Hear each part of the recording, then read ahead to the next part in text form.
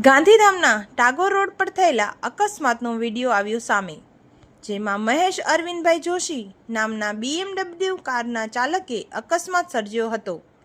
આરોપી એવી જોશી કંપનીનો માલિક હોવાનું જણાવી રહ્યું હતું. વાયરલ વિડીયોમાં ચાલક નશામાં જોવા મળી રહ્યો છે. રાધાબેન ચૌધરી દ્વારા નશાની હાલતમાં ચાલકને ઝડપી પોલીસને સોંપવામાં આવ્યો હતો. પોલીસ દ્વારા ગાડી ચાલકને પોલીસ સ્ટેશને લઈ જવામાં આવ્યો હતો. નશાની હાલતમાં ગાડીને ટક્કર મારવામાં આવી હતી. BMW કાર એક દિવસ અગાઉ નવી છોડાવી હોવાનું સામે આવ્યું છે. પોલીસે ચાલક પર કલમ 185C મુજબ ગુનો નોંધી તપાસ હાથ ધરી છે. કનેક્ટ ઇન્ડિયા ડિજિટલનો વિશેષ અહેવાલ.